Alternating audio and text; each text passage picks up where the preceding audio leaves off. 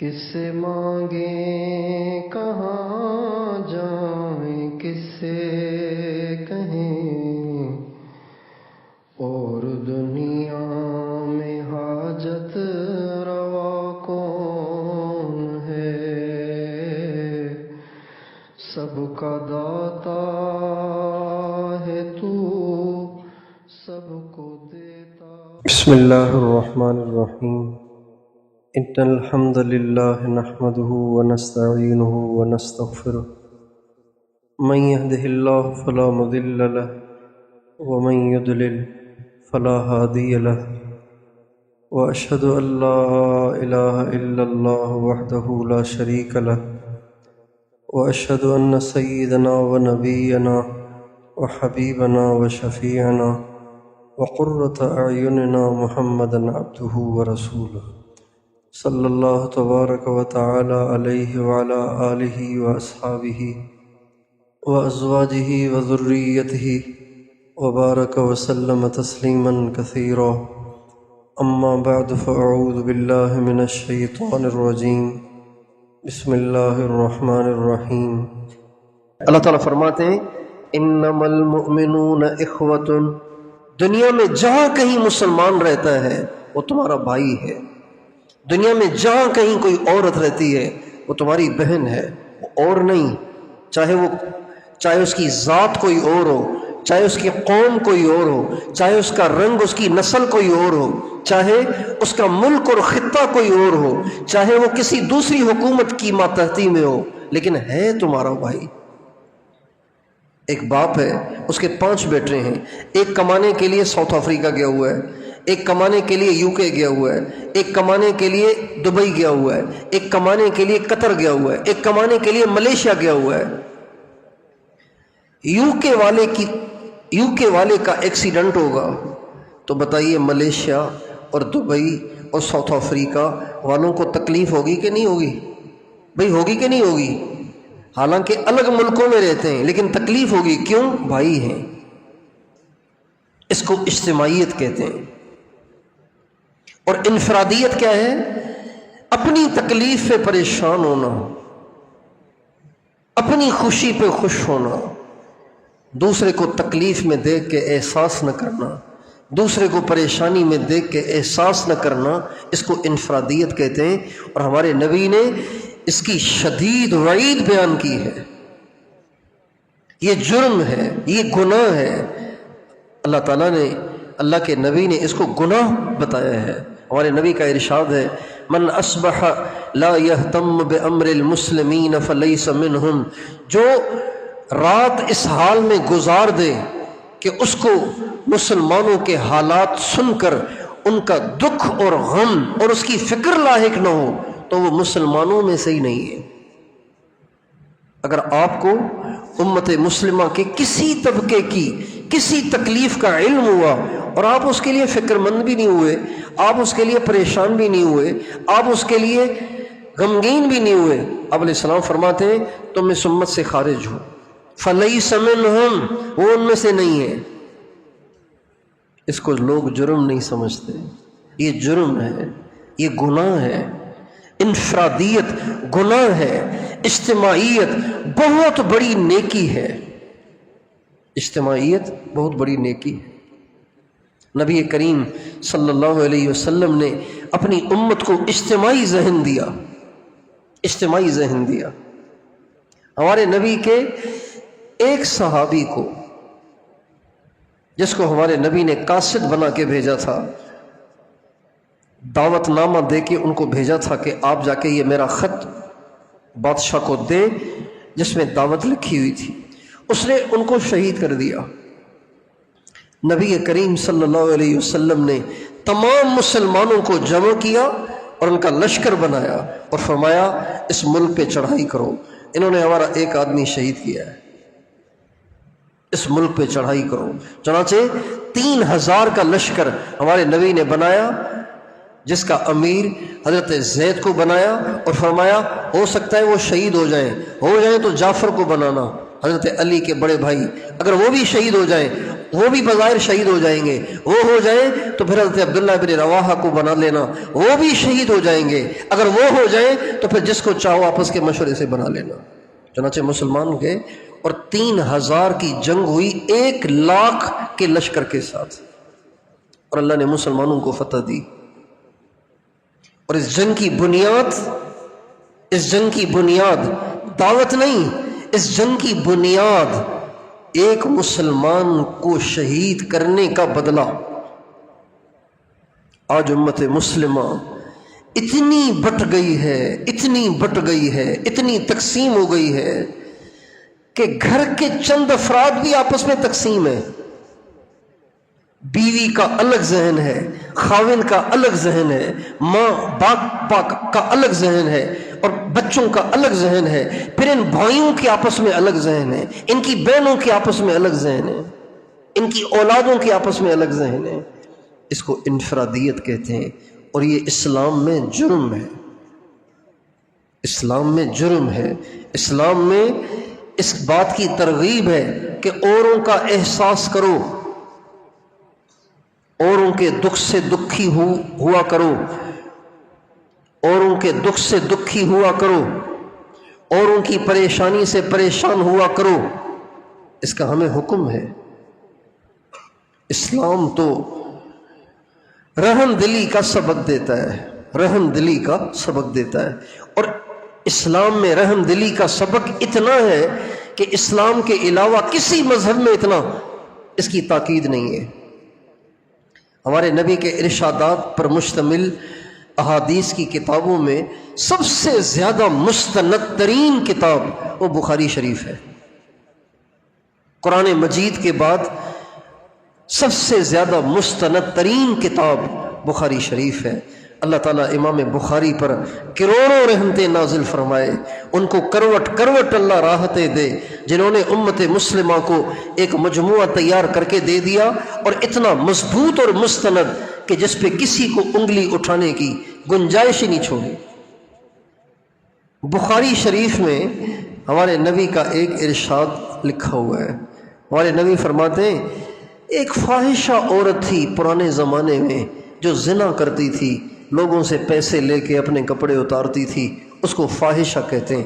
ہمارے نبی فرماتے ہیں، اس فاحشہ عورت نے ایک دفعہ وہ سفر میں چل رہی تھی، راستے میں اس نے پیاسے کتے کو دیکھا، اپنا جوتا اتار کے اس سے، جو کہ بالٹی نہیں تھی، اس میں کنویں سے پانی بھر کے اس کتے کو پانی پلایا۔ اللہ تعالیٰ نے اس فاحشہ کی ساری زندگی کی بدکاری کتے کو پانی پلانے کی برکت سے معاف کر دی۔ اب یہ ہمارے نبی کا ارشاد ہے۔ اب میں آپ سے پوچھتا ہوں، حضور نے یہ ارشاد کیوں فرمایا؟ یہ قصہ ہمیں کیوں سنایا؟ چونکہ اس حدیث میں آگے کچھ نہیں ہے، آگے کچھ نہیں ہے کہ اس نے کتے کو پانی پلایا، اب آگے تم نے کیا کرنا ہے، ایسا کچھ بھی لکھا ہوا نہیں ہے۔ لیکن ایک عام آدمی، ایک سمجھدار آدمی اس قصے کو سن کے کیا سبق لے گا، اور ہمارے نبی کی اس سے کیا منشا ہوگی؟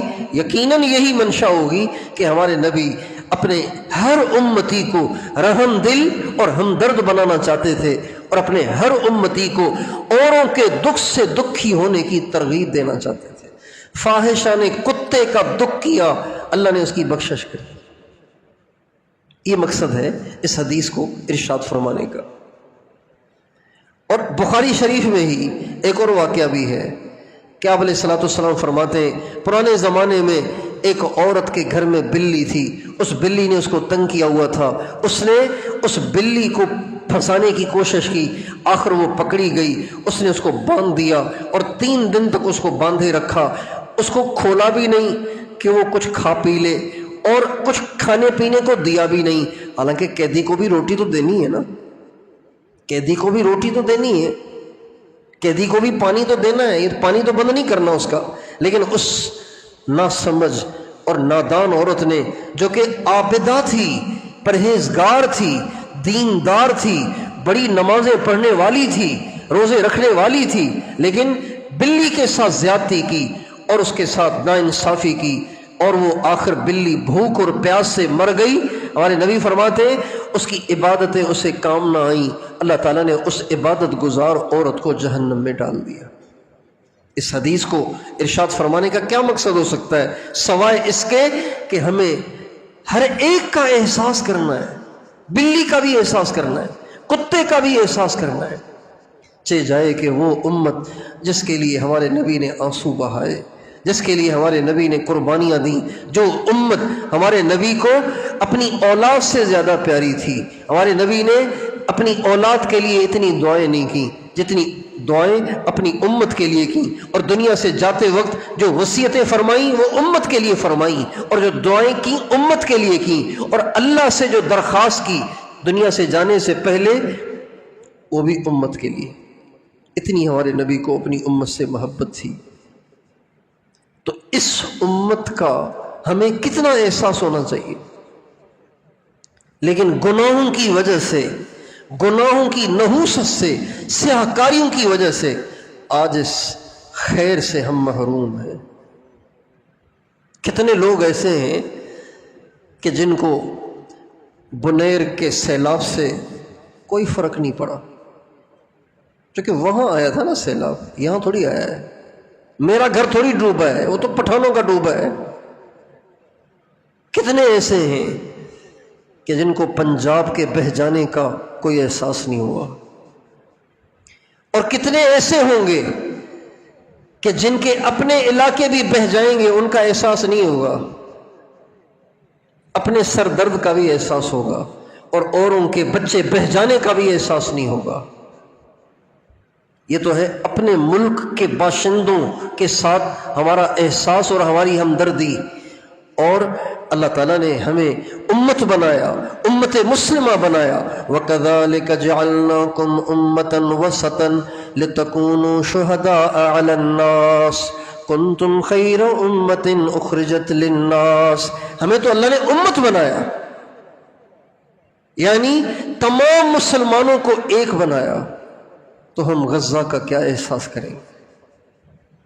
آج غزہ میں وہ ظلم و ستم ہے کچھ نہ پوچھو، وہ قیامتیں ہیں کچھ نہ پوچھو، ان پر وہ تکلیفیں ہیں کچھ نہ پوچھو۔ موت کی کئی صورتیں ہیں، انسان جل کے بھی مر جاتا ہے، گولی سے بھی مر جاتا ہے، حادثے میں بھی مر جاتا ہے، سولی بھی چڑھ جاتا ہے، زہر کھا کے بھی مر جاتا ہے۔ یہ ساری موت کی صورتیں ہیں۔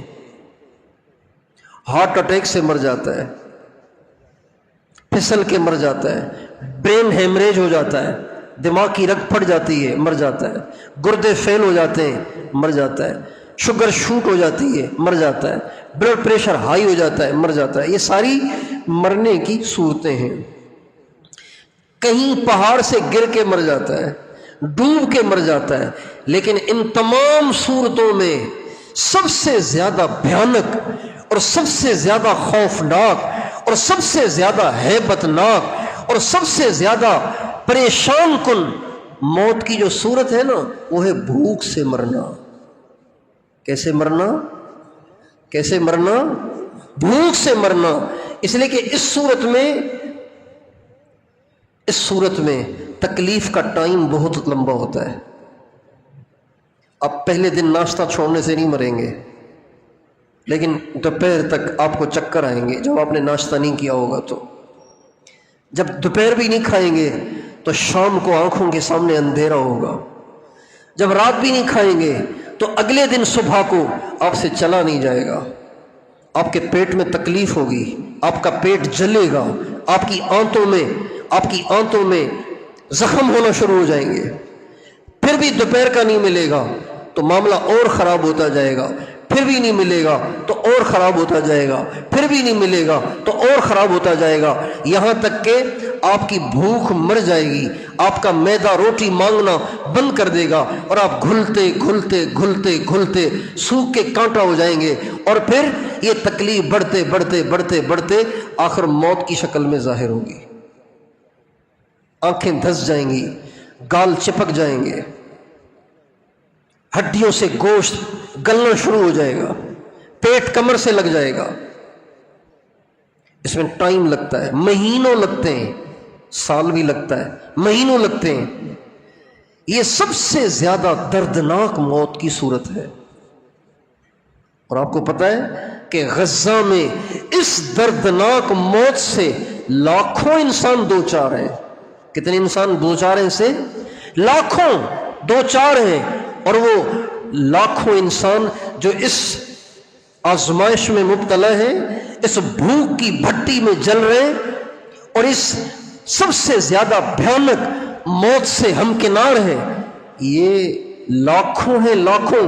اور وہ صرف جوان مرد نہیں ہیں، دودھ پیتے بچے بھی ہیں، عورتیں بھی ہیں، بوڑھے بھی ہیں، بڑھیے بھی ہیں، جوان بھی ہیں، بچے بھی ہیں، 4 6 8 10 12 14 سال کے بچے بھی ہیں، جوان بھی ہیں، بوڑھے بھی ہیں، عورتیں بھی ہیں، بیمار بھی ہیں. ہزاروں ایسے ہیں جو بھوک سہتے سہتے زندگی سے بازی ہار گئے، اور ان کے ڈھانچوں کو، گوشت تو رہا ہی نہیں تھا، اور ان کے ڈھانچوں کو ان کے رشتہ داروں نے کندھوں پہ اٹھا کے جا کے دفنا دیا. دنیا کے دکھوں، اہم بات ہے، غور سے سنیں، دنیا کے دکھوں کا اگر موازنہ کیا جائے نا، دنیا کے دکھوں کا موازنہ کیا جائے، دنیا کے دکھوں کا اگر موازنہ کیا جائے کہ کون سا دکھ زیادہ بھاری ہے، کون سا دکھ زیادہ شاق ہے، کون سا دکھ اٹھانا زیادہ مشکل ہے، اگر دنیا کے تمام دکھوں کا موازنہ کیا جائے، مقروض ہونے سے بھی دکھ ہوتا ہے، ٹانک ٹوٹ جانے سے بھی دکھ ہوتا ہے، بخار ہونے سے بھی دکھ ہوتا ہے، مرنے سے بھی دکھ ہوتا ہے. دنیا کے تمام دکھوں کا اگر موازنہ کیا جائے تو دنیا کا سب سے بڑا دکھ اولاد کا دکھ ہوتا ہے. باپ کی تکلیف سے بھی درد ہوتا ہے، ماں کی تکلیف سے بھی درد ہوتا ہے، بھائی بہنوں کی تکلیف سے بھی درد ہوتا ہے، لیکن اولاد کا دکھ ایسا ہوتا ہے کہ آدمی بے قابو ہوتا ہے. ہمارے نبی کو طائف میں پتھر لگے، آپ روئے نہیں. آپ کو احد میں زخمی کیا گیا، آپ بے ہوش ہو گئے، آپ روئے نہیں. لیکن ایک دفعہ حضرت بی بی فاطمہ کو فاقے سے دیکھا تو آپ کی آنکھوں سے آنسو بہہ پڑے، آپ رونے لگے اور بیٹی سے لپٹ کے رونے لگے. دنیا کے تمام دکھوں میں سب سے زیادہ وزنی دکھ اولاد کا ہوتا ہے. برداشت نہیں ہوتا آدمی سے برداشت نہیں ہوتا. ہمارے ایک بزرگ تھے حضرت گنگوہی، مولانا امام ربانی مولانا رشید احمد گنگوہی رحمۃ اللہ علیہ. میرے شیخ مولانا عبدالحفیظ صاحب مکی، ان کے شیخ مولانا زکریا صاحب، ان کے شیخ مولانا خلیل احمد سہارنپوری، ان کے جو پیر مرشد تھے وہ تھے مولانا رشید احمد گنگوہی رحمۃ اللہ علیہ. اپنے زمانے کے امام اور قطب العالم، ان کو کہتے تھے قطب العالم، یہ پوری دنیا کے قطب ہیں، اتنے بڑے بزرگ تھے. بیٹے کا انتقال ہوا، اتنا اس کا صدمہ لیا، اتنا صدمہ لیا کہ اس کے بعد ساری زندگی کبھی مسکرائے نہیں، کبھی نہیں ہنسے ساری زندگی. ہمارے سندھ کے بزرگ حضرت مولانا تاج محمود امروٹی، یہ تو قطب الاقطاب تھے، قطب الاقطاب، قطبوں کے بھی قطب تھے، زمانے کے غوث تھے. بیٹے کا انتقال ہو گیا. ان کا نام تھا حسن، بیٹے کا نام رکھا تھا حسن، اور ان کی کنیت تھی ابو الحسن، حسن کا باپ. بیٹے کا انتقال ہو گیا، بیٹے کا انتقال ہو گیا. پوری زندگی بیٹے کے انتقال کے بعد ہنسے نہیں. ایسا سوار ہوا، بیٹے کی موت کا غم، پوری زندگی نہیں ہنسے. اپنی برداشت کرنا آسان ہوتا ہے، اولاد کا دکھ اٹھانا بہت مشکل ہوتا ہے. ہمارے حضرت جی سے پہلی دفعہ میں نے یہ دعا سنی، ان سے پہلے کسی بزرگ سے نہیں سنی. اے اللہ اولاد کے دکھوں سے بچانا، اولاد کی پریشانی سے بچانا. یہ دنیا کا سب سے وزنی دکھ ہوتا ہے، یہ دنیا کا سب سے زیادہ مشکل ترین وقت ہوتا ہے، سب سے زیادہ مشکل ترین گھڑی ہوتی ہے. ہمارے حضرت مولانا طارق جمیل صاحب اتنے بڑے سینے والے، اتنے بردبار، اتنے ہمت والے، لیکن جب ان کے بیٹے کا انتقال ہوا تو ان کا حال ایسا تھا کہ دیکھنے والے دیکھ نہیں سکتے تھے، ایسا حال ہو گیا. اللہ ہم سب کو بچائے. لیکن اولاد کے بھی دکھ کئی صورتوں سے آتے ہیں. کبھی اولاد کا ایکسیڈنٹ ہوتا ہے، کبھی اولاد معذور ہو جاتی ہے، کبھی اولاد مر جاتی ہے، کبھی اولاد کا آپریشن ہوتا ہے، کبھی اولاد بے روزگار ہوتی ہے، کبھی اولاد کے رشتے نہیں ہوتے، بیٹیوں کے رشتے نہیں ہو رہے، بیٹوں کے رشتے نہیں ہو رہے. یہ سارے دکھ ہیں اولاد کے، یہ سارے اولاد کے دکھوں کی مختلف صورتیں ہیں. لیکن سب سے زیادہ اولاد کے دکھوں میں بھی سب سے زیادہ بھاری دکھ اولاد کا وہ یہ ہے کہ آپ کے پاس اولاد کو کھلانے کے لیے کچھ نہیں اور آپ کی اولاد بھوک سے تڑپ رہی ہو. یہ اولاد کے دکھوں میں سب سے زیادہ شدید دکھ ہوتا ہے. مسلمانوں نے غزہ اس دکھ سے بھی گزر رہے ہیں، مائیں اس دکھ سے گزر رہی ہیں، باپ اس دکھ سے گزر رہے ہیں. مائیں اپنے بچوں کو سینے سے لگا نہیں سکتی، ان کی چھاتیاں خشک ہو گئی ہیں، ان کی چھاتیوں میں دودھ نہیں ہے جو اپنے دودھ پیتے بچوں کو پلا سکے. اور ان کے بچے، میں نے خود وہ ویڈیوز دیکھی کہ جس میں بچہ اب اتنا بھوک سے نڈھال اور کمزور ہو گیا ہے کہ اب اس سے رونا بھی نہیں نکل رہا، منہ کھلتا ہے آواز نہیں نکل رہی. آواز نکالنے کے لیے بھی تو طاقت چاہیے. بچہ منہ کھول رہا ہے رونے کے لیے اور اس کے گال پہ بھوک کی وجہ سے سلوٹیں پڑ گئی ہیں، جھریاں چھا گئی ہیں، لیکن اس کا منہ کھلا ہوا ہے اور وہ آواز نہیں نکال پا رہا. جیسے جمائی میں آدمی منہ کھولتا ہے، جمائی میں منہ کھل جاتا ہے، بس منہ کھول رہا ہے لیکن اس کی آواز نہیں نکلتی. بھوک سے اس بچے کا یہ حال ہو گیا ہے. ویڈیو دیکھنے والا آدمی برداشت نہیں کر سکتا. جس کے یہ دل کا ٹکڑا ہے، جس ماں نے اسے جنا ہے، بتائیے اس ماں کے دل پہ کیا بیتی ہوگی. اور آج ہم کھا بھی رہے ہیں، پی بھی رہے ہیں، چل بھی رہے ہیں، پھر بھی رہے ہیں، شادیاں کر رہے ہیں، غمیاں کر رہے ہیں، اور سارے ہمارے چونچلے پورے ہو رہے ہیں، لیکن ہمیں اس کا غم نہیں ہے، ہمیں اس کا دکھ نہیں ہے، ہمیں اس کا احساس نہیں ہے. آپ علیہ السلام فرماتے ہیں مثل المؤمنین فی توادہم وتراحمہم وتعاطفہم کمثل الجسد الواحد. تمام مسلمان دنیا کے جس خطے میں بھی رہتے ہوں، جس زبان کے بھی بولنے والے ہوں، جس رنگ اور نسل کے بھی ہوں، یہ سب کے سب ایک جسم کی طرح سے ہیں. کوئی سر ہے، کوئی پاؤں ہے، کوئی ہاتھ ہے، کوئی کونی ہے، کوئی گھٹنا ہے، کوئی ران ہے، کوئی پیٹ ہے. یہ سارے اس طرح آپس میں ایک ہیں. اذا اشتکا منہ عضو اشتکا لہ سائر اعضائہ بالسہر والحمى. پورے جسم کے کسی بھی عضو میں تکلیف ہوتی ہے نا تو پورا جسم تڑپتا ہے. آپ کو ڈاڑ میں درد ہوتا ہے تو صرف ڈاڑ نہیں چیختی، آپ کا سارا جسم بے تاب ہوتا ہے. درد ہے ڈاڑ میں، جاگتی آنکھیں ہیں. درد ہے ڈاڑ میں، چیختی زبان ہے. ہمارے نبی فرماتے ہیں تمام مسلمان ایسے ہیں. آج ہمارے گھروں میں اس کے تذکرے نہیں ہیں کہ غزہ پہ کیا ظلم ڈھائے جا رہے ہیں. چونکہ تذکرے نہیں ہیں لہٰذا ہمارے بچے پیپسی شوق سے پیتے ہیں، اسپرائٹ بھی پی رہے ہیں، پیپسی بھی پی رہے ہیں، میکڈونلڈ کی چیزیں بھی استعمال کر رہے ہیں، اس لیے کہ ہم نے اپنے گھروں میں اس کے تذکرے نہیں کیے کہ یہ کتنی ظالم قوم ہے جن کی یہ پروڈکٹس ہیں، جن کی یہ مصنوعات ہیں. یہ کتنے وحشی لوگ ہیں، یہ کتنے ذلیل قسم کے لوگ ہیں، یہ کتنے ظالم قسم کے لوگ ہیں جنہوں نے اتنا بڑا ظلم. حضرت علی کو جس نے شہید کیا، عبد الرحمن بن ملجم، جب اس نے ہمارے حضرت علی پر وار کیا تو حضرت علی گرے. وار کیا سر پر اور اس زور کی تلوار ماری کہ سر 2 ٹکڑے ہو گیا. ان تلوار اندر چلی گئی، پورا سر کاٹ دیا اس نے. حضرت علی گرے، لوگوں نے پکڑ لیا اس کو. نماز کا ٹائم تھا نا، نماز کا ٹائم تھا، حضرت علی نماز کے لیے جا رہے تھے، لوگوں نے پکڑ لیا اس کو. حضرت علی کو گھر لے جایا گیا. حضرت علی لیٹے ہوئے تھے تو عبد الرحمن بن ملجم، حضرت علی نے فرمایا میرا قاتل کہاں ہے؟ کہا جی وہ پکڑا گیا ہے۔ فرمایا بلاؤ اسے۔ اس کو بلایا گیا۔ حضرت علی نے فرمایا میں نے تمہارا کیا قصور کیا تھا؟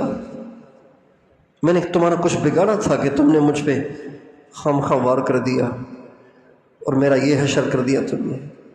کہ میں نے مسلمانوں کو ایک بہت بڑے شر سے نجات دے دی۔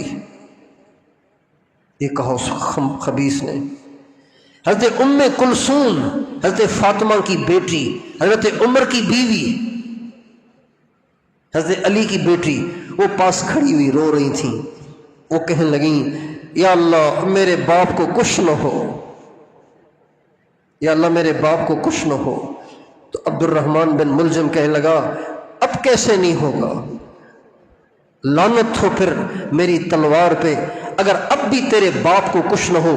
1 مہینے سے میں نے اسے زہر میں بھگویا ہوا ہے، 1 مہینے سے میں نے اس تلوار کو زہر میں بھگویا ہوا ہے کہ اگر میری تلوار کے کٹ سے بچ جائے تو تلوار پہ لگے ہوئے زہر سے تو یقینی مر جائے۔ یہ مقصد تھا اس کا۔ لعنت ہے میری تلوار پر اگر اب بھی تیرا باپ بچ جائے۔ حضرت علی نے فرمایا ٹھیک ہے، اب اس کو لے جاؤ، اس کو رکھو، اس کو کھانا کھلاؤ، اس کو بستر دو، اس کو روٹیاں دو، 2 روٹیاں اسے پابندی سے دو، اس کو بستر بھی دو۔ اگر میں ٹھیک ہو گیا تو میں اپنا فیصلہ خود کروں گا، اگر میں ٹھیک نہ ہوا اور تم نے میرا بدلہ اس سے لینا چاہا تو اس کو زیادہ نہ ستانا، اس کو 1 ضرب سے قتل کر کے اس کو میرے پاس پہنچا دینا تاکہ میں خود اللہ کے سامنے اس کا مقدمہ لڑوں، لیکن اگر معاف کر دو تو زیادہ بہتر ہے۔ روٹی دینا، روٹی دینا، بستر بھی دینا۔ بستر کے بغیر آدمی سو نہیں سکتا، سو سکتا ہے؟ بستر بھی دو، روٹی بھی دو۔ ہم تو قاتلوں کو بھی روٹی کھلاتے ہیں، ہم تو قاتلوں کو بھی سونے کے لیے بستر دیتے ہیں۔ ان بدبختوں نے ہمارے بچوں سے روٹیاں چھین لی، ہماری ماں بیٹیوں سے روٹیاں چھین لی، اور جو کوئی ان تک روٹی پہنچانے کے لیے چلا اس کو بھی شہید کر دیتے ہیں۔ دنیا میں اس سے بڑا کیا ظلم ہوگا؟ لیکن اس کا امت مسلمہ کو احساس نہیں۔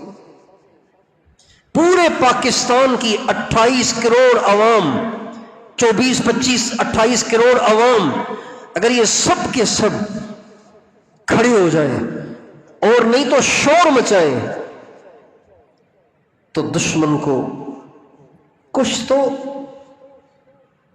اس پر کچھ روب چھائے گا کہ نہیں بھائی ان کے پیچھے تو اتنی بڑی قوم ہے۔ لیکن اس کو بھی پتہ ہے ان کے اندر سے اجتماعیت مر چکی ہے، یہ اپنی موت خود مر رہے ہیں۔ ان کے اندر ان کے نبی والی سوچ، ان کے نبی والی فکر، ان کے نبی والا احساس، ان کے نبی والی تعلیمات رہی نہیں ہے، لہٰذا بھی یہ حیوانوں والی زندگی گزار رہے ہیں۔ لہٰذا اب جو ہوگا تو انہوں نے کچھ بھی نہیں کرنا، لہٰذا سب تماشائی بنے ہوئے۔ پوری امت مسلمہ 2.5 ارب مسلمان ہیں دنیا میں۔ کتنے مسلمان ہیں بولیے؟ اور غیر مسلم بتائیں کتنے ہیں؟ 7 ارب سے 2.5 ارب گئے تو باقی کتنے بچے؟ 4.5 ارب۔ 4.5 ارب۔ اس 4.5 ارب میں عیسائی بھی ہیں، یہودی بھی ہیں، ہندو بھی ہیں، بت مت بھی ہیں، اور سیکولر بھی ہیں، اور دہریے بھی ہیں، سارے اس میں ہیں۔ تو کتنے ہوئے؟ اور یہودی تو پوری دنیا میں ہیں ہی چند لاکھ، 1 کروڑ بھی نہیں ہے، چند لاکھ ہے، چند لاکھ ہے۔ اور یہ 2.5 ارب ہے محمد کے ماننے والے، صلی اللہ علیہ وسلم کے ماننے والے 2.5 ارب ہیں۔ دنیا میں سب سے زیادہ آبادی ان کی ہے، میجارٹی ان کی ہے، اکثریت ان کی ہے، لیکن یہ اکثریت ہے، یہ جھاگ ہے۔ ہمارے نبی کا ارشاد ہے یوشک ان تداعی علیکم الامم کما تداعی العاقلۃ الی قصعتها، ایک وقت آئے گا کہ دنیا کی قومیں تمہیں قتل کرنے کے لیے ایک دوسرے کو ایسے دعوت دیں گی جیسے کھانے والے کھانے کی طرف بلاتے ہیں، آؤ بھائی کھانا، آؤ بھائی کھانا، آؤ بھائی کھانا، ایسے ایک دوسرے کو بلائیں گے تمہیں قتل کرنے کے لیے۔ تو صحابہ نے کہا او من قلت یا رسول اللہ، یا رسول اللہ کیا ہم اتنے تھوڑے ہوں گے کہ دنیا اس طرح ہمارے قتل کی دعوت چلائے گی؟ آپ نے فرمایا نہیں، بل انتم کثیر، تم اس دن تھوڑے نہیں بلکہ بہت ہوگے، ولکنکم غثاء کغثاء السیل، لیکن تم ایسے ہوگے جیسے کچرا، جیسے کیا کچرا۔ سیلاب جب سیلاب چلتا ہے نا تو سیلاب کے اوپر کچرا ہوتا ہے، تنکے ہوتے ہیں، لکڑیاں ہوتی ہیں، لکڑی کے ٹکڑے ہوتے ہیں، کاغذ ہوتے ہیں، شاپر ہوتے ہیں، جھاگ ہوتی ہے۔ یہ جو سیلاب کے اوپر جو کچرا چل رہا ہوتا ہے اس کو کہتے ہیں غصاء۔ اور نبی فرماتے ہیں تم میں جان نہیں ہوگی، تم سیلاب کے کچرے کی مانند ہوگے تو بہت زیادہ، لیکن تم سیلاب کے کچرے کی مانند ہوگے۔ آج ایک چھوٹی سی بستی غزہ پر بمباری کے لیے، اس کو تباہ کرنے کے لیے، اس پر بھوک اور افلاس کو مسلط کرنے کے لیے، ان کی نسل کشی کے لیے، ان کا نام و نشان مٹانے کے لیے ایک ملک نہیں ہے، پتہ نہیں کتنے ملک جمع ہیں جو مل کر یہ ظلم ڈھا رہے ہیں۔ میرے دوستو، اس لیے میں اور آپ اللہ تعالیٰ سے معافی مانگیں، اس جرم سے توبہ طائب ہوں، اوروں کے غم کا احساس کریں، ورنہ آپ پر یہ حال آئے گا، پھر اللہ اوروں کے دلوں سے آپ کا احساس نکال دے گا۔ ہمارے نبی کا ارشاد ہے من لا یرحم لا یرحم، جو اوروں کا احساس نہیں کرتا، اللہ تعالیٰ جب اس پہ حال آئے گا اوروں کے دلوں سے اس کا احساس نکال دے گا۔ آپ علیہ السلام کا ارشاد ہے الراحمون یرحمہم الرحمن ارحموا اہل الارض یرحمکم من فی السماء، رحم کرنے والوں پہ رحمان بھی رحم کرتا ہے، تم زمین والوں پہ رحم کرو، آسمان والا تم پہ رحم کرے گا۔ اب بھی شاید آپ میں سے بعض یہ سوچ رہے ہوں گے ہم تو اصلاحی بیان کی نیت سے آئے تھے، یہاں تو سیاسی بیان ہو رہا ہے۔ یہ سیاسی بیان نہیں ہے بھائی، یہ سیاسی بیان نہیں ہے، اصلاحی بیان ہے۔ انفرادیت ایک برائی ہے، انفرادیت ایک روحانی مرض ہے، اس سے ہمیں نجات پانی ہے، اجتماعی ذہن رکھنا ہے، سب کا بھلا، سب کی خیر۔ ہم امت ہیں، اگر ہم نمازی بھی ہو گئے، تہجد گزار بھی ہو گئے، روزے دار بھی ہو گئے اور ساری نیکیاں ہم نے کر لی، لیکن اگر ہمارا ذہن اجتماعی نہیں ہے تو ہم یوں ہی کفر کے ہاتھوں پٹتے رہیں گے، ذبح ہوتے رہیں گے، اور دنیا ہماری برباد ہو جائے گی اگر ہم آپس میں ایک نہ ہوئے اور ہم نے اجتماعی ذہن اپنا نہ بنایا تو۔ آج ان کی باری ہے، کل کسی اور کی باری ہوگی۔ پہلے بھی میں نے یہ ایک نصیحت آموز لطیفہ سنایا تھا، پھر سن لیجئے۔ لطیفہ نہیں ہے، یہ ایک نصیحت آموز کہانی کہہ دیں، اسے بنائی گئی ہے لیکن اس میں ہے بڑی نصیحت۔ میں نے اپنے استاد صاحب سے سنی تھی۔ کہتے ہیں ایک جنگل میں چند گائیں رہتی تھیں، ایک کالی تھی، ایک سرخ تھی، ایک سفید تھی۔ شیر کو گوشت چاہیے ہوتا ہے، شیر جب کبھی بھی ان پہ حملہ آور ہوتا تو یہ تینوں گایوں کے سینگ بڑے ہوتے ہیں، یہ تینوں مل کے اپنے سینگوں کے ذریعے سے دفاع کرتی، کٹھی ہو جاتی اور شیر کو بھگا دیتی۔ ایک دن شیر بڑا پریشان متفکر بیٹھا ہوا تھا، اداس لومڑی آئی۔ جن لوگوں کا کام منافقت ہوتا ہے، جن لوگوں کا کام برائی کرنے والوں کی حوصلہ افزائی ہوتا ہے، جن لوگوں کا کام برائیاں کرنے والوں کی سہولت کاری ہوتا ہے، ان کو لومڑی سے تشبیہ دیتے ہیں۔ لومڑی آئی شیر کے پاس، بادشاہ سلامت، آپ اداس لگ رہے ہیں؟ کہا ہاں پریشان ہوں، کئی دن سے کچھ کھایا نہیں ہے، ایک گایوں کے پاس جاتا ہوں، یہ تینوں کٹھی ہو جاتی ہیں، حملہ آور ہو جاتی ہیں، تو میں پھر کچھ کر نہیں پاتا ہوں، اس لیے واپس آ جاتا ہوں۔ اچھا یہ مسئلہ ہے، یہ تو چٹکی کا کام ہے، ابھی کرتی ہوں۔ اب یہ لومڑی آئی سفید کے پاس اور اس سے کہا بہن اللہ نے آپ کو کتنا حسن دیا ہے، کتنی آپ خوبصورت ہیں، اور اس جنگل کی روشنی تو آپ سے ہے، اس جنگل کی رونق تو آپ ہی ہے، آپ نہ ہوں تو یہ جنگل سونا سونا ہے، بے رونق سا ہے، اللہ نے آپ کو بہت نوازا ہے، بس آپ رہتی ہیں کالی کے ساتھ تو پھر ذرا آپ کی جو روشنی ہے وہ ذرا ڈم ہو جاتی ہے، لو ہو جاتی ہے، آپ زیادہ کالی والی کے ساتھ نہ رہا کریں، آپ اپنے حسن کی حفاظت کریں۔ اس طرح سے اس نے ذہن سازی کر دی سفید کی، اور اس کے دل میں احساس برتری ڈال دیا اور اوروں کی کمی ڈال دی، وہ تو کالی ہے۔ ایسے ہی جا کے سرخ سے بھی کہا آپ دونوں اتنی اچھی ہیں، خام خواہ اس کو آپ نے اپنے ساتھ رکھا ہوا ہے، دفع کریں اس کو، اس کے ساتھ نہ رہا کریں۔ اب اس کے دل میں بھی آ گئی کہ کالی بری ہے، لہٰذا ہم دونوں نے کٹھے رہنا ہے۔ چنانچہ شیر سے کہا بادشاہ سلامت، آج آپ تشریف لے جائیں، آسانی ہوگی، لیکن حملہ کرنا کالی پہ۔ کہا بہت اچھا۔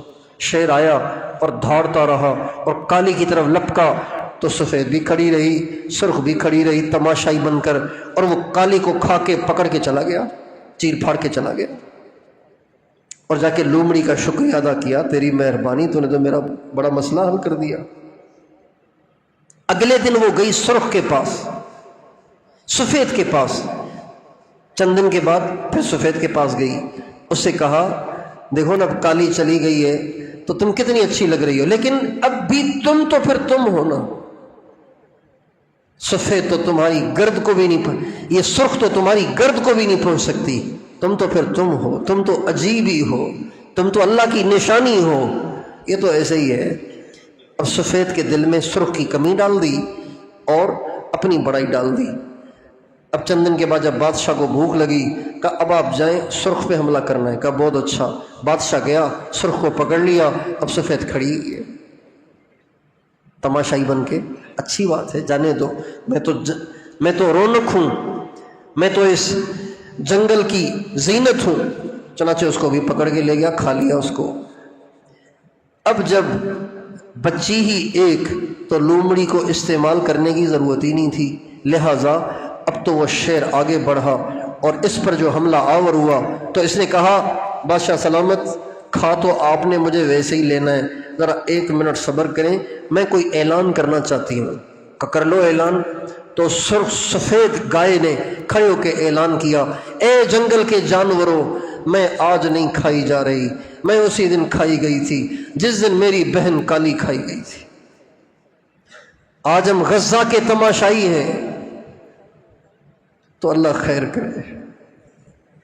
اس لیے بھائیوں، جس طرح نماز پڑھنا نیکی، روزہ رکھنا نیکی، مراقبہ کرنا نیکی، تبلیغ میں جانا نیکی، روزہ رکھنا نیکی، تہجد میں اٹھنا نیکی، نگاہوں کو نیچے رکھنا، بد نگاہی نہ کرنا نیکی، گانے کی آواز کان میں پڑے تو کانوں میں انگلیاں دے کے اپنے آپ کو بچا کے گزر جانا نیکی، اور کسی فقیر کو چند روپے دینا نیکی، کسی غریب کی مدد کرنا نیکی، ماں باپ کی خدمت کرنا نیکی، ماں باپ کو دیکھ کے خوش ہونا نیکی، یہ عمرہ کرنا، حج کرنا نیکی۔ ایسے ہی یہ بھی نیکی ہے کہ آپ اوروں کے دکھ سے دکھی ہوں، پریشان ہوں، یہ نیکی ہے۔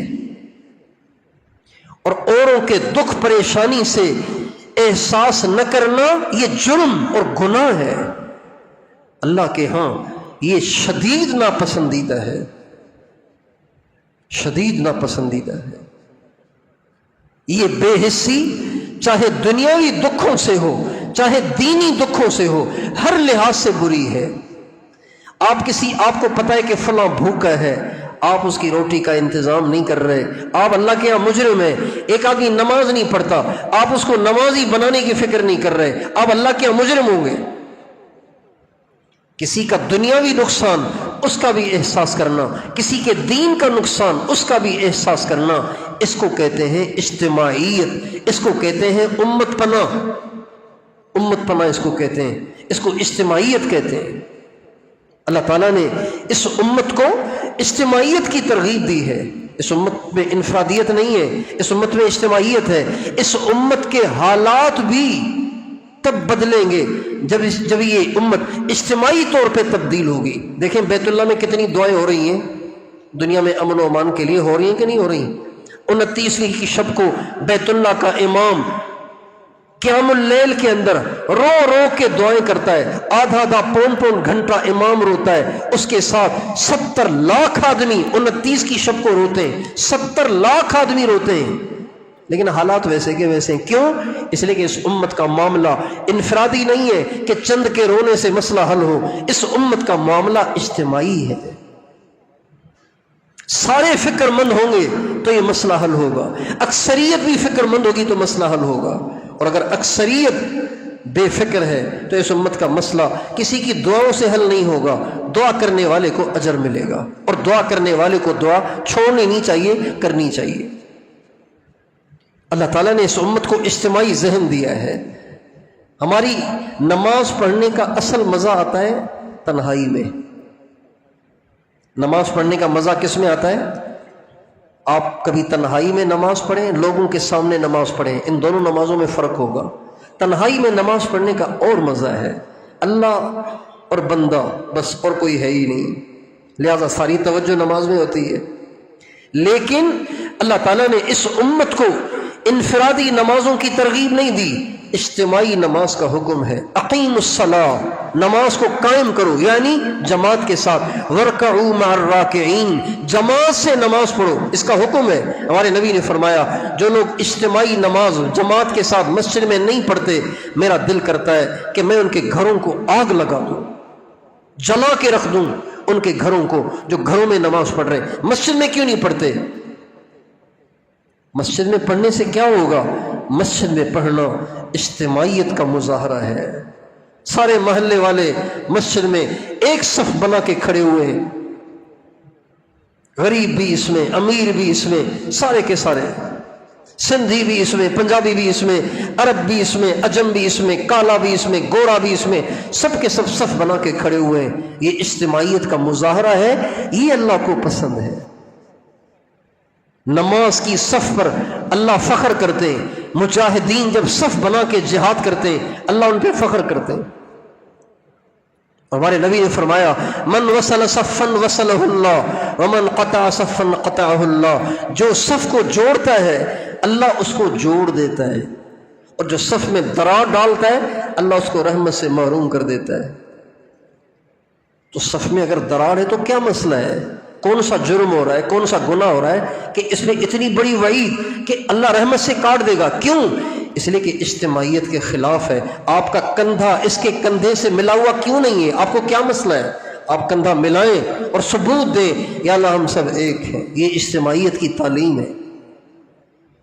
قرآن مجید میں ایک صورت ایسی ہے، ہمارے نبی فرماتے ہیں نہ ایسی تورات میں نازل ہوئی، نہ انجیل میں نازل ہوئی، نہ زبور میں نازل ہوئی، کسی نبی پہ ایسی صورت نازل نہیں ہوئی۔ اور جب یہ صورت اتر رہی تھی تو فرشتوں کا بہت بڑا مجمع اس کو لے کر آیا، اور ہمارے نبی کو یہ صورت 2 دفعہ ملی ہے۔ یہ صورت ہمارے نبی پہ 2 دفعہ اتری ہے۔ ایک دفعہ ہمارے نبی کو معراج پہ عرش پہ ملی تھی، ایک دفعہ اس کے بعد نازل ہوئی، اور وہ سورہ فاتحہ۔ سورہ فاتحہ میں یہ صورت ایسی ہے کہ اس جیسی صورت نہ پہلی کتابوں میں تھی نہ قرآن میں ہی ہے، قرآن میں بھی ایسی صورت نہیں جیسی سورہ فاتحہ ہے۔ اور سورہ فاتحہ میں کیا ہے؟ اللہ نے مانگنا سکھایا ہے۔ کیا سکھایا ہے؟ بولیے کیا سکھایا ہے؟ مانگنا۔ اور کیا مانگنا؟ ہدایت کو مانگنا سکھایا ہے، اور ہر مسلمان کو سکھایا ہے، لیکن الفاظ جو اس میں ذکر کیے گئے ہیں وہ اجتماعی ہیں۔ یہ نہیں ہے الحمدللہ رب العالمین الرحمن الرحیم مالک یوم الدین ایاک نعبد ایاک اعبد و ایاک استعین اہدنا الصراط المستقیم۔ اللہ یہ نہیں کہہ رہے تیری ہی عبادت کرتا ہوں، تجھی سے مدد چاہتا ہوں، مجھے چلا سیدھے راستے پر۔ یہ نہیں فرما رہے ایاک نعبد، ہم سب تیرے بندے ہیں، ہم سب تجھ سے مدد چاہتے ہیں، ہم سب کو سیدھے راستے پہ چلا۔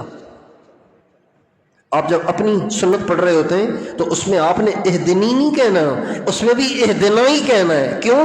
یہ امت کو اجتماعیت کی تعلیم ہے کہ تم ایک نہیں، تم سب ہو، تم سب آپس میں مل کے ایک ہو.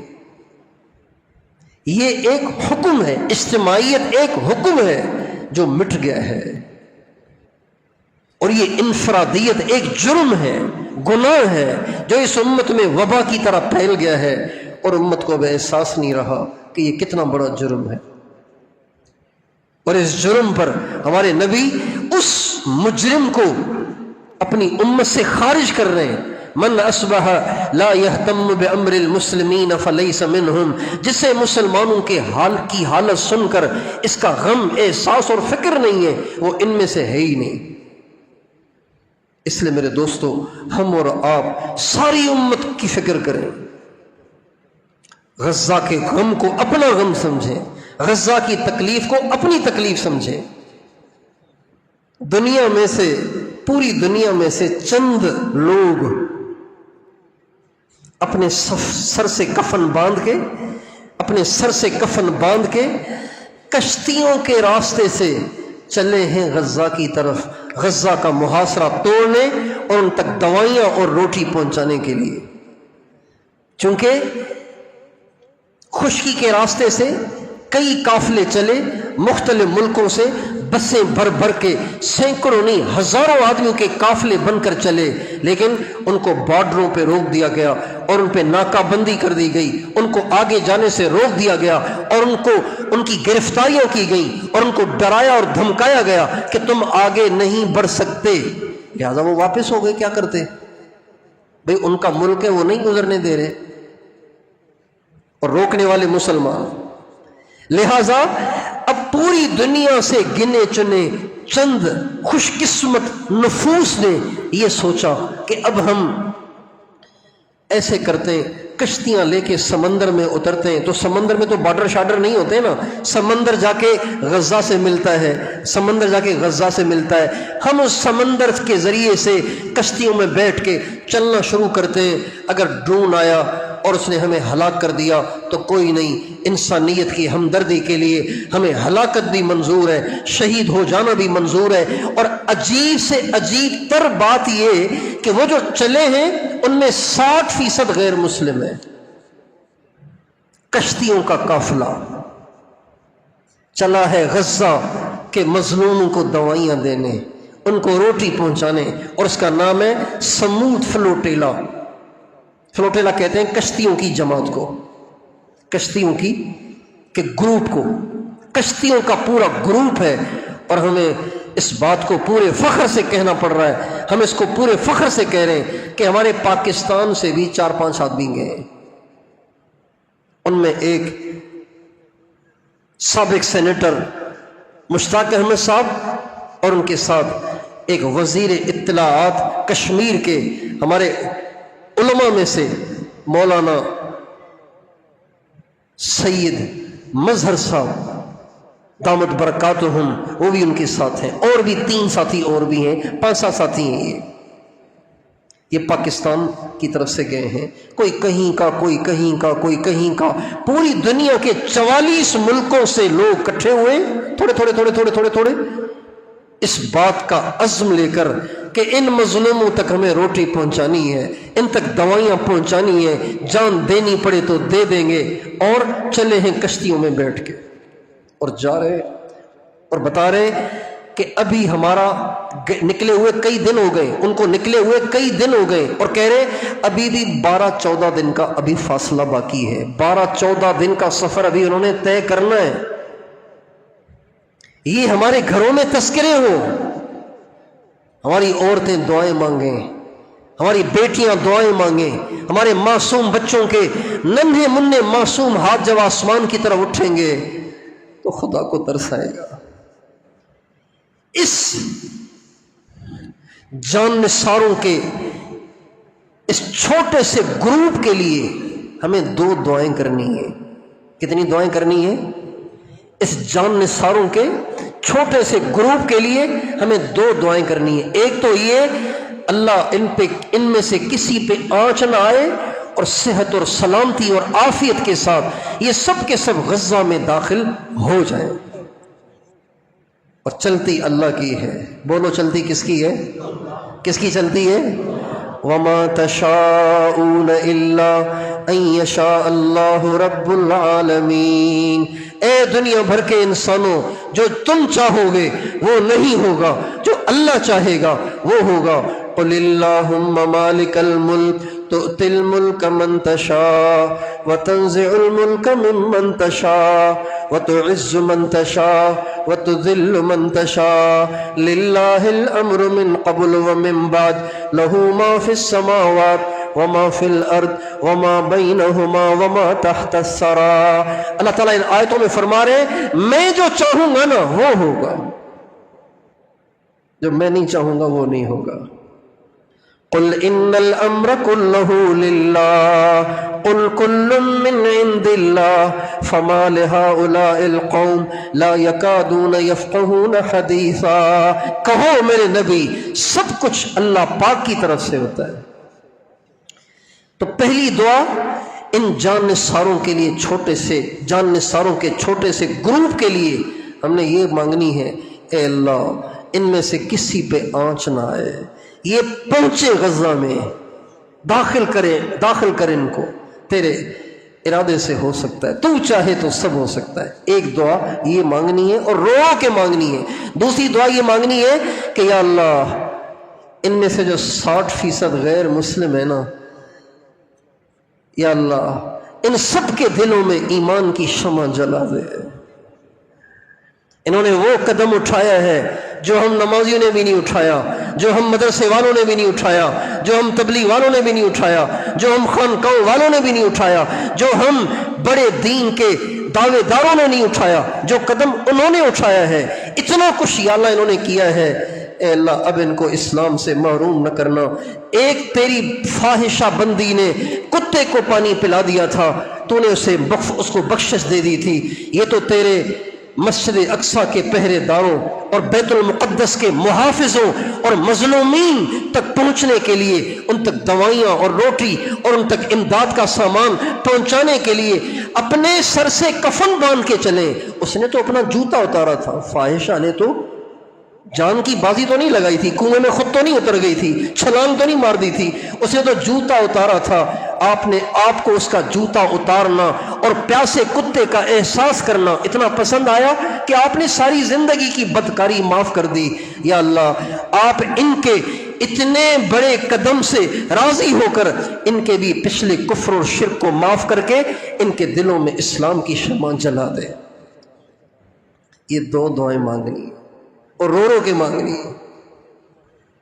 یہ دو دعائیں مانگنی ہیں. اور تیسرا کام کرنا ہے، وہ یہ کرنا ہے کہ روزانہ صبح اور شام 3 دفعہ آخری 3 کل اور 3 دفعہ آیت الکرسی اس نیت سے پڑھیں.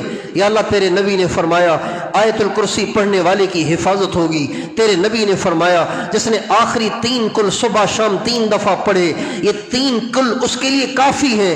اے اللہ میں یہ 3 کل 3 دفعہ اور آیت الکرسی 3 دفعہ اس نیت سے پڑھتا ہوں کہ تو ان جان نثاروں کی کشتیوں اور ان کشتیوں کے سواروں کی حفاظت فرمائے اور پوری حفاظت اور سلامتی اور عافیت کے ساتھ ان کو غزہ میں داخل کر دے. اس نیت سے آخری 3 کل 3 دفعہ آیت الکرسی 3 دفعہ آپ نے پڑھنی ہے. آسان ہے مشکل ہے؟ یہ تو کر سکتے ہیں کہ نہیں کر سکتے ہیں؟ صبح بھی شام بھی. اور اگلی بات یہ کہ ہمارے بہت سے بڑے بزرگوں کے فاؤنڈیشن ہیں، انہوں نے غزہ تک امداد پہنچانے کے لیے انتظامات کر رکھے. جو جتنی امداد کر سکتا ہو ان کی کرے. بیت السلام کراچی کا بڑا مدرسہ ہے، ان کا فاؤنڈیشن ہے. اور دارالعلوم کراچی حضرت مفتی تقی عثمانی صاحب، ان کا فاؤنڈیشن ہے. اور بھی بہت سارے فاؤنڈیشن ہیں، لیکن مستند ہوں، علماء کی زیر نگرانی ہوں. ایسے نہ ہو کسی فاسق فاجر بے دین کو پکڑا دو. اور یہ دل میں عزم رکھے اگر ایسا کوئی اور گروپ بنا تو ہم بھی تیار ہیں. یہ دل میں عزم رکھے، ڈرے نہیں. موت کا دن مقرر ہے، موت وقت سے پہلے نہیں آتی.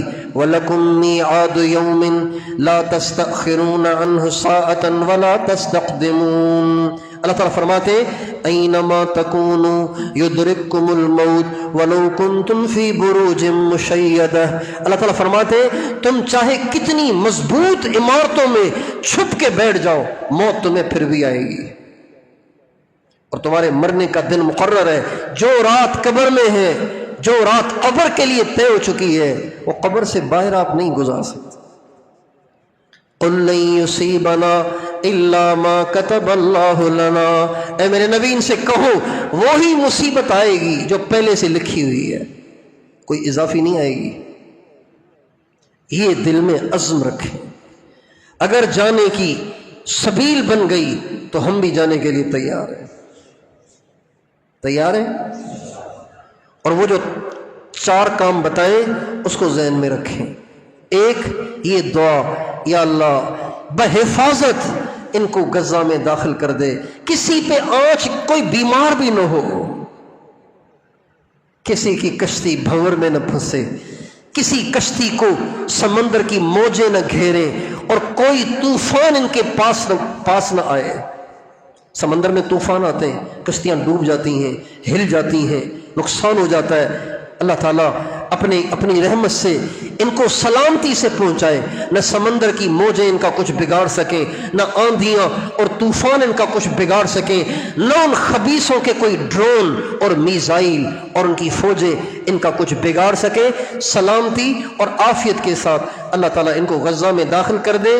اور ان میں سے جو 60% باوجود کفر میں داخل ہونے کے انہوں نے اتنا بڑا قدم اٹھا لیا، میں تو حیران ہو گیا یہ سوچ کے.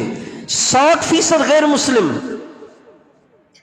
اور یہ خبر سن کے مجھے قرآن کی آیت یاد آ گئی، وَإِن تَتَوَلَّوْا يَسْتَبْدِلْ قَوْمًا غَيْرَكُمْ. اگر تم پیٹھ پھیرو گے اللہ اوروں کو لائے گا. اے مسلمانوں، اگر تم تماشائی ہی بنے رہے اللہ اپنے نہ ماننے والوں سے بھی کام لے لے گا. اللہ تمہارا محتاج نہیں ہے. چلو اس میں 10-15% غیر مسلم ہوتے تو الگ بات تھی. 60% وہ، 40% مسلم، اور 28 کروڑ کی آبادی سے 4-5 آدمی اس قافلے کے ساتھ دعاؤں کے ذریعے ساتھ رہیں. آپ کے آنسو اگر بہہ رہے ہیں ان کے لیے دعائیں مانگتے مانگتے، تو آپ یہاں نہیں آپ وہاں ہیں. اور ہاں اس پہ بھی استغفار کریں، یا اللہ ہم اس قافلے میں کیوں نہیں ہیں، معاف کر دے. یا اللہ ہم اس قافلے میں کیوں نہیں ہیں، معاف کر دے. سینیٹر مشتاق صاحب کہہ رہے تھے کہ ہم نے سب سے کہا، جب ہم ساحل پہ پہنچے تو سب سے کہا بھائی جو واپس جانا چاہے بالکل جا سکتا ہے. پورے اس گروپ میں اعلان ہوا جو واپس جانا چاہے بالکل جا سکتا ہے. سب نے کہا نہیں واپس نہیں جانا، غزہ ہی جانا ہے.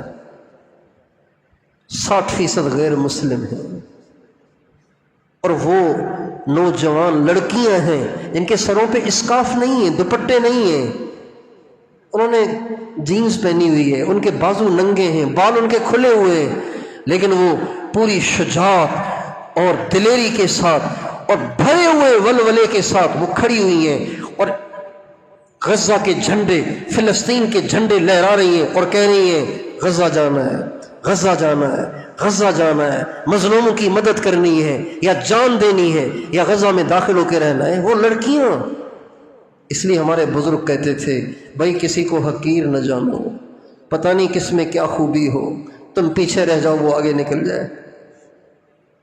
کسی کو حقیر نہ جانو. وہ جینز پہنی ہوئی لڑکی، وہ بال پھیلائے ہوئے لڑکی غزہ کا جھنڈا لیے کشتی پہ لہرا رہی ہے اور ساری دنیا کو پیغام دے رہی ہے کہ بے شک ہم کفر میں ہیں لیکن انسانیت کا احساس ابھی باقی ہے، اور اللہ کی رحمت سے امید ہے کہ وہ اس احساس کی برکت سے ان کے دلوں میں ضرور شمع جلائے گا. مجھے اللہ کی ذات پہ 100% یقین ہے اللہ تعالیٰ ان کو کفر پہ نہیں مرنے دے گا.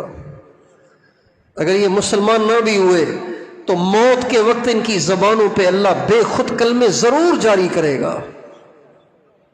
اللہ بہت کریم ہے، اللہ ضرور کرے گا۔ ان کو کوئی لالچ نہیں ہے، یہ کسی لالچ سے نہیں چلے، قومیت کے جذبے سے نہیں چلے۔ یہ تو پتہ نہیں کوئی انگریز ہیں، کوئی کچھ ہیں، کوئی کچھ ہیں، کوئی فرینچ ہیں، کوئی انگریز ہیں، کوئی جرمن ہے، کوئی پرتگالی ہے، یہ پتہ نہیں کون کون ہے۔ یہ صرف انسانیت کو ظلم کی بھٹی سے نکالنے اور بھوکھوں تک روٹی پہنچانے اور مظلوم کو سینے سے لگا کے اس کو تسلی دینے کے ارادے سے چلے ہیں، اور یہ بہت بڑی نیکی ہے۔ جس نے ایک مومن کو خوش کیا اس نے اللہ کو خوش کیا۔ تو یہ ساری باتیں یاد رہیں گی، یہ باتیں یاد رہیں گی نہیں رہیں گی؟ یہ بیان ریکارڈ ہو رہا ہے، یہ پھر سنتے رہنا، بار بار سننا اسے، بار بار سننا اسے، بار بار سننا اسے، اوروں کو سنانا یہ کہ بھئی دیکھو یہ کیا کہہ رہے ہیں، دیکھو ہم انفرادیت کے جرم میں مبتلا ہیں، سارے توبہ کریں، سب کا احساس کریں، رحمت للعالمین کے امتی ہیں، اور اتنے بڑے ظلم کے بعد بھی ہمارا دل ٹس سے مس نہ ہو، تو اس کا مطلب ہے ہم اپنے نبی کے نقش قدم سے بالکل ہٹ گئے ہیں، ہم اپنے نبی کے راستے سے بالکل ہٹ گئے ہیں۔ تو دو دعائیں تو میں نے بتا دی آپ کو، ایک آخری کل 3 دفعہ اور آیت الکرسی 3 دفعہ، اور بھی جتنے حفاظت کے اعمال ہیں نا، حفاظت کے اعمال، مثلا جیسے دعائے انس ہے رضی اللہ عنہ، حضرت انس والی دعا، اعوذ بکلمات اللہ التامات من شر ما خلق ہے، بسم اللہ الذی لا یضر مع اسمہ شیء فی الارض ولا فی السماء وہو السمیع العلیم۔ یہ سارے حفاظت کے اعمال ہیں، یہ جو ہمارے نبی کے مختلف ارشادات ہیں ان تمام دعاؤں کے بارے میں، کہ جو یہ دعائیں صبح شام 3 دفعہ پڑھتے ہیں اللہ تعالیٰ ان کی حفاظت کرتے ہیں۔ تو اللہ تعالیٰ کسی کو توفیق دے تو یہ ساری دعائیں اپنے لیے الگ پڑھیں، ان کی نیت سے الگ پڑھیں۔ اعوذ بکلمات اللہ التامات من شر ما خلق، اعوذ بکلمات اللہ التامات من شر ما خلق، اعوذ بکلمات اللہ التامات من شر ما خلق۔ یا اللہ یہ میں نے 3 دفعہ دعا غزہ والوں کی نیت سے اور وہ جو کشتیوں کا قافلہ چلا ہے ان کی حفاظت کی نیت سے پڑھی ہے۔ تیرے نبی کا فرمان سچا ہے، جس نے یہ دعا پڑھ لی اس کو کبھی نقصان نہ ہوگا، میں نے پڑھ لی ہے، تو ان کی حفاظت کر، صبح بھی شام بھی۔ اور ان میں جو غیر مسلم ہیں ان کے دلوں میں ایمان کی روشنی داخل ہونے کی دعا کریں گے انشاءاللہ۔ اس کی دعوت بھی چلائیں گے، اوروں کو سمجھائیں گے، اوروں تک یہ پیغام پہنچائیں گے، بولیں تو صحیح، اپنے بیوی بچوں کو اس پہ لائیں، سارے جہاں جہاں تک آپ یہ آواز پہنچا سکتے ہیں اس آواز کو پہنچائیں۔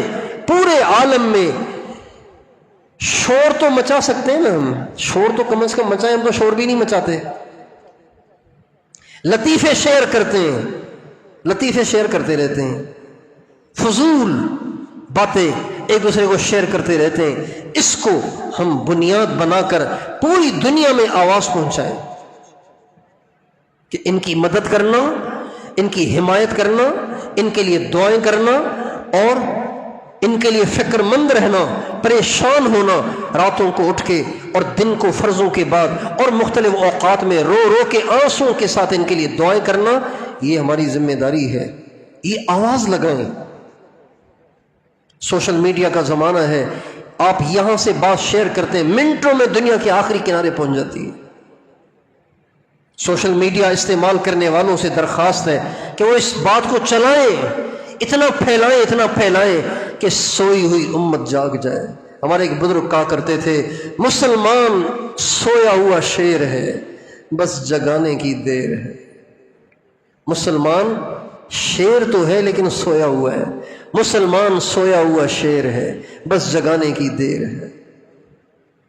شور مچائیں، ساری دنیا میں شور مچائیں۔ اللہ تعالیٰ سے دعا ہے کہ اللہ تعالیٰ امت کو اجتماعیت کی خیر واپس لوٹا دے، اور جس گناہ کی وجہ سے اس خیر سے ہم محروم ہو گئے اللہ تعالیٰ وہ گناہ ہمارا معاف کر دے۔ وآخر دعوانا ان الحمد للہ رب العالمین۔